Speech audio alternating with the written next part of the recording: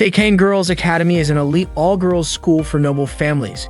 In a surprising move, the school decided to bring in a commoner as a reference sample of ordinary life, and that person was Kaburazaka Kimido, who came from a regular high school.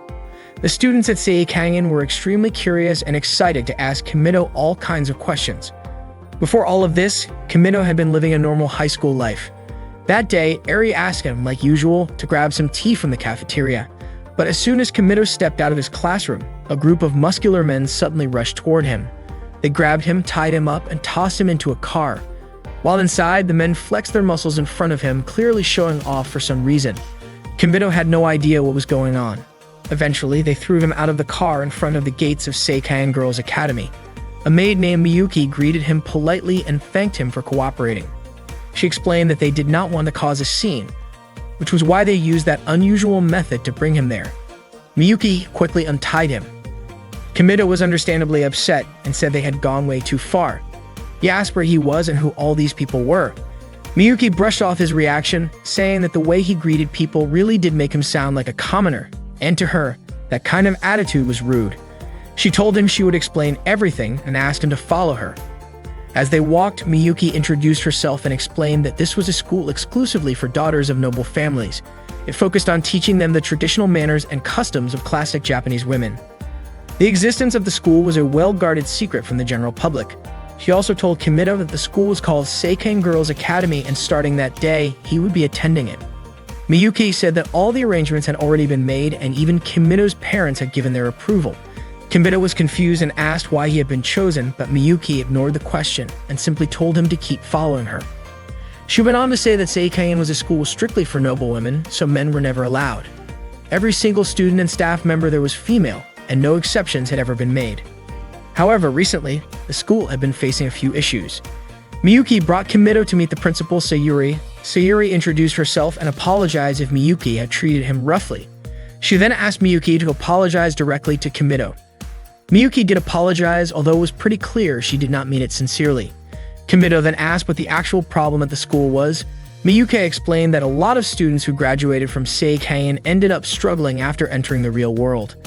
Even though they came from privileged backgrounds, they were not used to interacting with people outside of their bubble. The shock of dealing with such different lifestyles sometimes led them to odd behavior, like becoming obsessed with online games.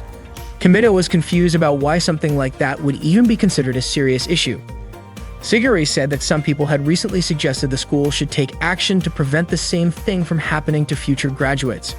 Miyuki added that after discussing the best way to keep the school's traditions intact while still preparing students for the outside world, they decided to bring in a commoner. By inviting someone like Kimido to live among them at school, the hope was that the students would slowly get used to interacting with people from different backgrounds. On top of that, the students had never really been around the opposite sex, which had turned into a big problem on its own. Sayuri believed that this would solve everything. Kimido said he understood the situation, but he was confused about why he had been chosen to be the commoner sample. Miyuki explained that Kimido was just an ordinary high school student from the top public school in the prefecture. His height, weight, and looks were all average, and he was known as a kind person. Back in middle school, he had even been nicknamed Sebastian. Because of that, Miyuki said he was basically the perfect example of a commoner. However, according to Miyuki, there was one exceptional quality that made Kimido stand out from everyone else. He was supposedly gay, had a muscle fetish, and was attracted to handsome, muscular men. Kimido was shocked to hear that and insisted that he did not have a muscle fetish at all. Miyuki asked if she was wrong because as far as she knew, Kimido never interacted with any girls and always spent time around other boys. That information had come from Kimido's childhood friend, Eri. Kimido explained that Miyuki had misunderstood him and that he was still straight. Sayuri commented that this could be a problem, and Miyuki even warned that it might turn into a serious issue. Kimido asked why that would be. Miyuki explained that if he really was not into muscles, and for the sake of protecting the school's secret, he would have to spend the rest of his life in a place that did not exist on any map. And if he insisted on staying at that school, he would need to be medically neutered in order to protect the purity of the female students. Hearing that, Kimido had no choice but to declare that he loved well-built muscles. Miyuki was surprised to discover that side of him, but she seemed relieved. She informed him that his class would be Class 1. Sayuri reminded him that none of the students at the school had ever interacted with any boys before, so she asked him to be careful and not do anything too extreme. Kimido then walked into his class and he was stunned to see all the students standing in formation, waiting for him. One of the girls introduced herself as the class president of Class 1. Her name was Reiko. She said that she and her classmates had been waiting for Kimido's arrival. The girls greeted him politely, and Kimido introduced himself in return. When they heard Kimido refer to himself using the word "or," they were surprised to learn that commoners talk like that. Suddenly, Kimido's phone rang. The students were confused and asked what the sound was. Miyuki stepped in to calm them down and explained that the object making that noise was called a cell phone, also known as a smartphone. None of the girls had ever seen one before. Miyuki explained that a cell phone was a small, portable telephone commonly used by commoners. The students immediately crowded around to take a closer look at Kimido's phone. They had no idea that such a thin, compact device could be used to make phone calls. Some of them even asked to hold it themselves. They could not believe that Kimido was so used to using something so amazing, and they said commoners were truly incredible. Reiko stepped in and told everyone to give the phone back to Kimido. But they were so flustered they had no idea what to do. Just imagining holding it made their hearts feel like they were going to stop. They felt that way because none of them had ever interacted with a boy before. Reiko finally gathered her courage and returned the phone to Kimido herself. She thanked him for letting them see it. Then all of a sudden, Reiko remembered something she had forgotten. She needed to make him a thank you card right away. Sumire had already prepared some paper and a pen for Reiko to use. Reiko quickly wrote down a thank you card, then tied it with a ribbon, placed it inside the gift box, decorated it with flowers and another ribbon, and finally put the box in a bag before handing it to Kimido. Seeing all of that, Reiko's friends praised her for being thoughtful and always caring. Kimido thanked her and accepted the gift, but since Reiko was a little nervous, she accidentally lost her balance and fell forward. Luckily, Kimido managed to catch her in time. Reiko was so overwhelmed that she ended up fainting, which made all her friends panic. Suddenly, a girl named Aika came into the classroom and immediately pulled Kimido outside. Kimido asked her why she dragged him out. Without wasting time, Aika pushed him and tried to kiss him. She called Kimido a commoner and asked him to let her kiss him. As Aika moved her face closer to his, Kimido pushed her away and asked what she was doing. Aika explained that if she kissed a commoner, her wish would come true, so she believed she needed to kiss Kimido to make her dream a reality. Kimido told her that her wish would not come true just by doing that. Aika insisted she had heard about it from one of her upperclassmen. Kimido asked her whom she trusted more, an upperclassman who never left her room or a commoner like him. Aika let go of him and admitted that she did not really believe it either. She called Kimido a dumb commoner, but Kimido shot back that she was the one being dumb for thinking a kiss could make dreams come true. Aika responded by saying she did not actually believe it. Just messing around, Kimido joked that if she spun in a circle and barked, then her dream would come true. To his surprise, Aika actually believed him and did it right away. Kimido could barely believe what he had just witnessed. Right then, Reiko and her friends showed up to apologize to Kimido. Reiko explained that she and the others were truly worried about him, so they came looking. They were shocked to see Kimido being pulled away like that by Aika. Reiko asked what he and Aika were doing. When she called out to Aika suddenly ran away. Reiko mentioned that Aika never really talked to them, so maybe there was something they did not know about her. Later, Miyuki escorted Kimido to a dorm that would be his new place to live. She even told him there was a private room made just for him. The room had been renovated and Miyuki was confident that Kimido would be satisfied. To his surprise, the room was made to look exactly like his bedroom back home. Miyuki explained that the total costs, including special shipping, renovation, and other expenses to keep everything confidential, was around 100 million yen. Kimido was shocked when he heard that. Miyuki reassured him that she believed he would feel comfortable there. Suddenly reminded of Miyuki's earlier threat about his supposed muscle fetish, Kimido tore up his collection of 5 pictures. That made Miyuki suspicious and wonder if Kimido had been lying about his muscle fetish. To keep up the act, Kimido quickly pretended to be into muscular male figures. Miyuki then told him that from now on, she would be his personal maid. At this school, every student had their own maid to take care of them, so Miyuki would be looking after him from now on. She also informed Kimido that the introduction ceremony would begin at 3 p.m. and asked him to stay in his room and rest until then. All of a sudden, Aika barged into Kimido's room and accused him of lying. She said she had done it 58 times, but her wish still had not come true. Kimido replied by reminding her that he only said to do it 3 times. Aika said that Kimido had tricked her, but Kimido told her that she was the one who did that in the first place. Besides, he did not expect her to do something so ridiculous. Aika was shocked when she saw everything inside Kimito's room since she had never seen any of it before. Kimito explained that all of those things belonged to commoners. That got Aika thinking that maybe this was the key to getting her wish granted. She asked Kimito if learning about commoners would help make her wish come true. What she really wanted was to be popular in class. She asked if there was something wrong with that wish. According to Kimito, she did not need to go through all this just to make friends. If she could act like her normal self, her wish would come true naturally. Aika said that just being normal would not help her get what she wanted. But Kimito pointed out that if she could talk to him like this, then there was nothing wrong with her. Aika admitted that she was not good at lying, so she always said whatever was on her mind. She was convinced that people would not like her for that, and she was scared of being disliked. That was why she kept her distance from her classmates. She confessed that she really wanted to be friends with them. She hated being alone.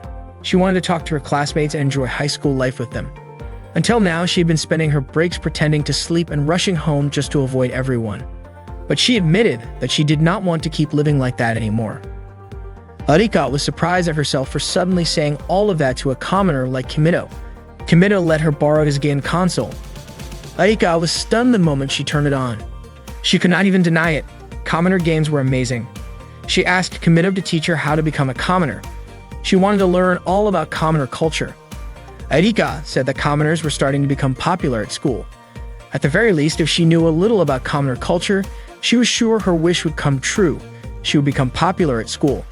That was why she asked Kimito to teach her everything there was to know about being a commoner. That way, she could become a commoner master and everyone in class would want to hang out with her. Aika even made up her mind to start a commoner club with her and Kimito as the only members for now. She was so fired up and said that she and Kimito would do all kinds of awesome club activities together. Kimito agreed and Aika was thrilled. She kicked off her club activities with her first mission, beating the game on Kimito's console. Miyuki woke Kimito up in the morning.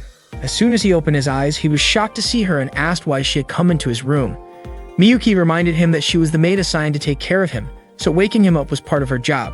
Without hesitation, she began to take off his t-shirt, which immediately startled him. Not long after, she also pulled down his pants. Kimito quickly protested, saying that was going way too far, and he could take care of it himself. Miyuki, however, insisted that it was her duty as a maid of Seiken. To her, Kimito was just a commoner, boring with a muscle fish and perverted. That moment made Kimito realize that if he did not keep acting like he was into guys, there was no way he could survive in that place. Meanwhile, Reiko had already arrived at her classroom and was greeted by her friends. Back with Kimito, Miyuki asked him to enter through the back door instead of the front, since going in through the front would definitely cause a scene among the students. As he opened the door, he accidentally bumped into Aika. She asked what he was doing there. Unexpectedly, a crowd of students had gathered in the hallway, all talking about Kimito. Miyuki pointed out a better route for him to take, and Aika decided to follow. While walking together, Kimito mentioned that he finally understood why Aika often used that entrance. Aika asked why someone as popular as Kimito would even consider using it, then started wondering whether using that door might make her popular too. Aika reminded him that the Commoner Club activities would start that day. All that time, Kimito had been feeling uncomfortable because the maids kept following him around.